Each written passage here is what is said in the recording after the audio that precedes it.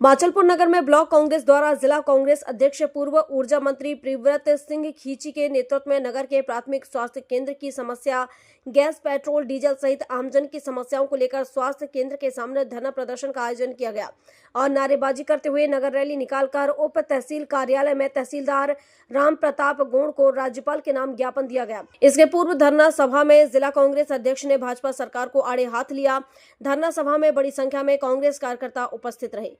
माचलपुर में स्वास्थ्य सुविधाएं बिल्कुल पस्त हो चुकी हैं। कुछ दिन पहले नागरिक बंधुओं ने बिना किसी पार्टी लाइन के पूरे गांव ने इकट्ठा होकर धरना दिया था, जिसमें स्थानीय जनप्रतिनिधि भी आए थे और उनने 10 तारीख तक इसका हल निकालने का बताया, जबकि 6 महीने से कोई हल नहीं निकला है। और आज हमें मालूम चला है तहसीलदार के माध्यम से कि 10 तारीख तक हल निकालने का प्रयास प्रशासन कर रहा है। मैं ये पूछना चाहता हूँ प्रशासन से कि पिछले 6 महीने में आपने क्यों नहीं कदम उठाए?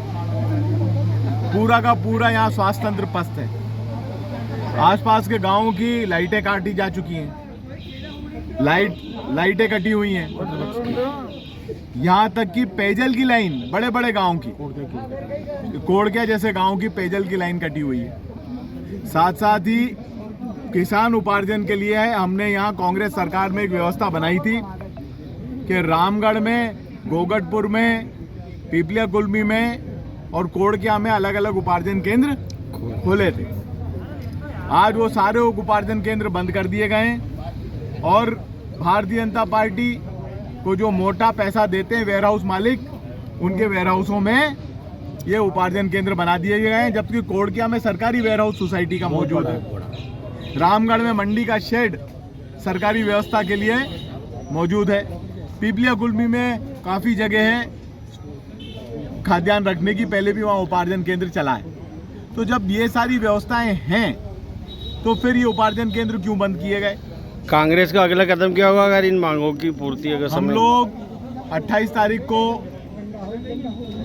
30 तारीख को वहाँ पर 28 या 30 तारीख को भी तय कर रहे हैं।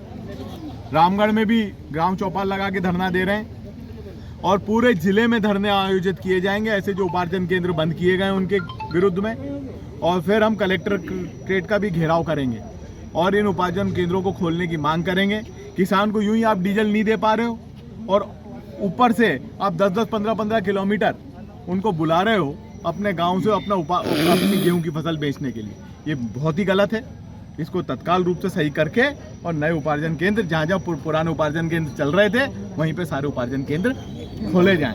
ये मांग हमने आज तहसीलदार साहब से करी है। इन तहसीलदार साहब को कुछ नहीं मालूम, 0 बटे सन्नाटा। इनका काम कुछ नहीं है, ये कुछ जानते नहीं है। ये कार्यपालक मजिस्ट्रेट बनाया गया है इनको, परंतु ये एक बात का भी उत्तर नहीं दे पाए। हमने पूछा इनसे कि नए उपार्जन केंद्र कहाँ खुले हैं, तो उनको उसकी भी सूची नहीं मालूम है। इनको सिर्फ ज्ञापन लेने के लिए यहाँ के जिला प्रशासन ने यहाँ पे इनको खड़ा कर दिया है, किसी को कोई जानकारी नहीं। माचलपुर से प्रदीप बंसल की रिपोर्ट।